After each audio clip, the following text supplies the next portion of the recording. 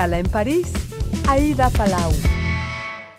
Bienvenidos a todos a este programa de Radio Francia Internacional y de France 24. Hoy dedicamos Escala en París a la historia de la lucha de las guerrillas en el continente latinoamericano, sus objetivos, su influencia en la geopolítica, en la evolución en los gobiernos y también sus fracasos. Y lo hacemos a través de un libro que se acaba de publicar, Guerrillas en América Latina 1959-1989, hacer, realizar y deshacer la revolución. Y tenemos en línea a su autor, Thomas Peón, desde Aguascalientes, México, donde reside. Thomas, bienvenido. Hola, buenos días, un gusto. Bueno, gracias a ustedes. Usted es especialista en relaciones internacionales, experto en América Latina, y la Revolución Cubana ocupa un lugar muy importante en su libro. Y vamos a empezar hablando de Cuba, porque tal vez estemos asistiendo a un momento histórico con esas protestas por la falta de comida, por la falta de medicinas y también pidiendo libertad. Cuba, que fue con su revolución en 1959 la cuna de esas guerrillas latinoamericanas. Es la primera vez que los cubanos salen a las calles para pedir libertad y un cambio de régimen. ¿Estamos ante el principio del final del sistema cubano, Tomás? Bueno, primero hubo varios antecedentes en los 90 y en los 2000.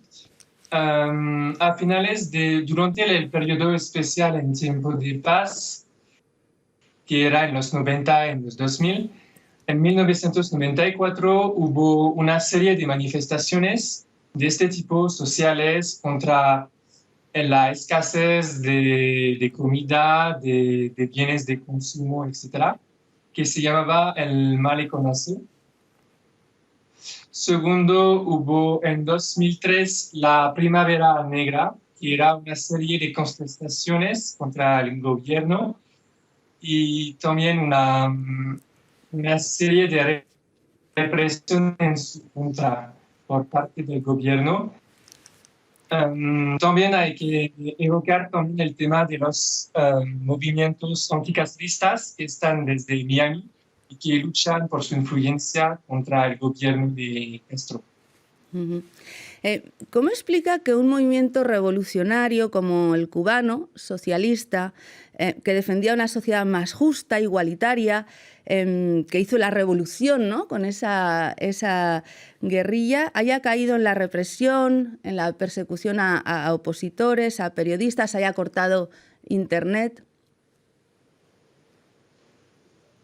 Antes de eso hubo una serie de represiones contra los que no estaban a favor de su revolución. Por ejemplo, que sea el régimen revolucionario en Cuba o el régimen revolucionario en Nicaragua en los 80, todos los que estaban considerados como los enemigos del gobierno, de la revolución, de sus ideales, pues fueron víctimas de una represión estatal, de medidas gubernamentales, etc. Otro de los países que en su libro llama Estado revolucionario, aparte de Cuba, es justamente Nicaragua.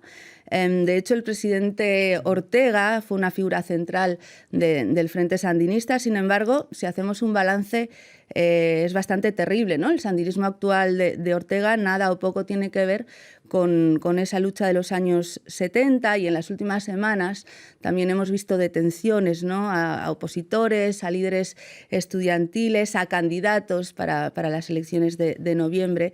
¿En qué se ha convertido el régimen de Ortega en Nicaragua?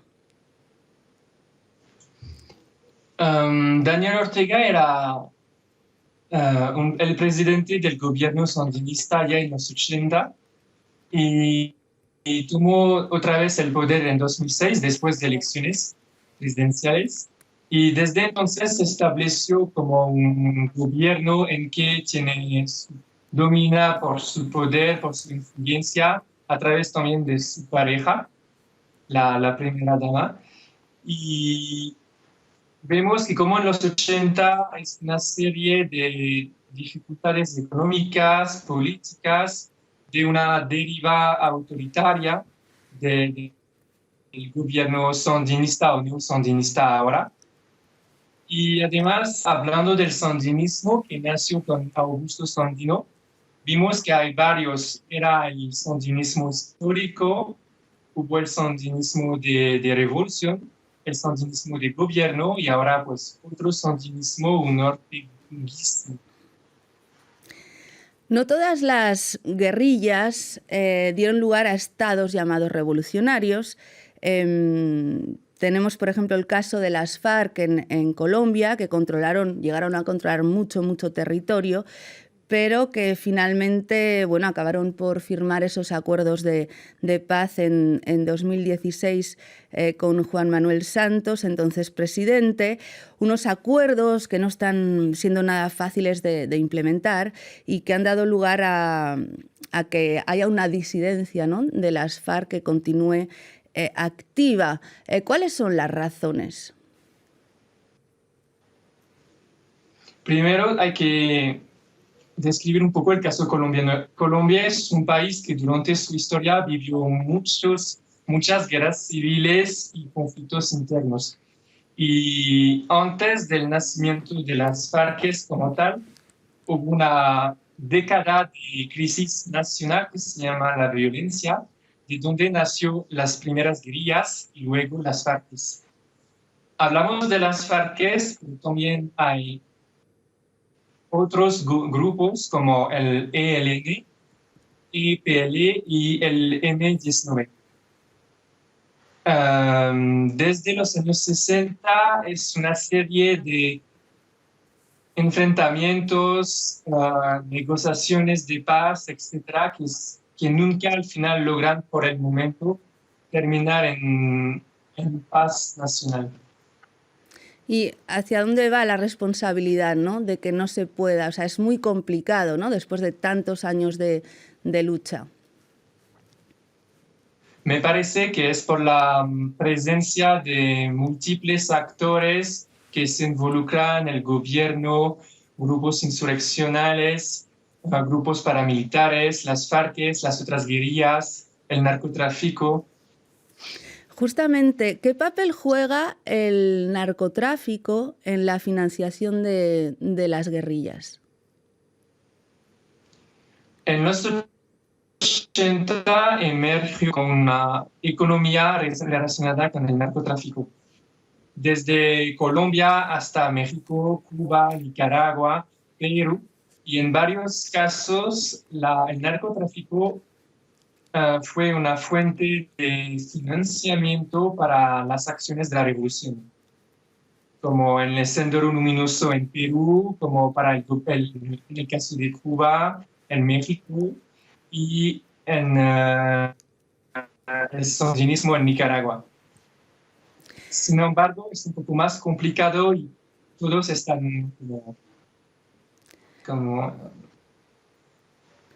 ¿Cuál ha sido, o sea, quiénes son los herederos de las guerrillas revolucionarias? ¿Quiénes son los que usted llama neorevolucionarios?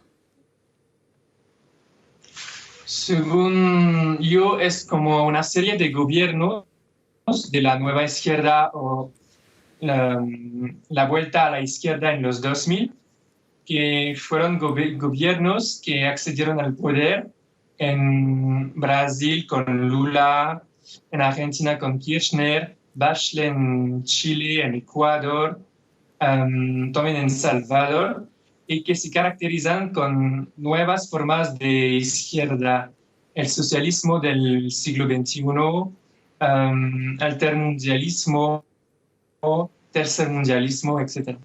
Morales, también en Bolivia. Me gustaría también comentar con usted el caso de México y de los zapatistas en Chiapas. Podemos decir que los zapatistas tuvieron muchísimo auge a finales de los años 90, principios de los 2000, pero no consiguieron extender esa lucha a todo el territorio mexicano. y han creado una especie de Estado dentro del Estado, ¿no? Con sus reglas, ¿no? En Chiapas. Cuéntenos. Nacieron en 1994, que es como un año de crisis para México, una crisis política, una crisis económica, con la elección presidencial que termina con el asesinato de Luis Donaldo Colosio, el nacimiento de esa guerrilla también en Chiapas. Hay que indicar que esa guerrilla es totalmente relacionada con el entorno indígena, maya, rural también, del estado de Chiapas, que es muy diferente al norte de México, a otras regiones de México. Y es que, según usted, ¿hay algún país en el que las guerrillas hayan evolucionado hacia un régimen, un sistema político estable y duradero? Según lo que investigué en mi libro, no hay ejemplos así, porque al final el proyecto de la guerrilla en sí mismo podemos considerar que es como la ilustración en esas épocas de la crisis de las vías clásicas del juego político democrático o no. Es decir, que a menudo nacen como facciones del Partido Comunista y deciden hacer una lucha armada porque consideran que otras vías más clásicas no funcionan ya. Pues muchísimas gracias, Thomas Pean, por esta entrevista con Radio Francia Internacional y France 24. Recordemos que usted es el autor de este libro, Guerrillas en América Latina 1959-1989, y le deseamos mucho éxito. Muchas gracias. Y muchísimas gracias a todos ustedes por habernos acompañado. Ya saben que nos pueden seguir por internet en rfimundo.com y en france24.com. Hasta pronto, amigos.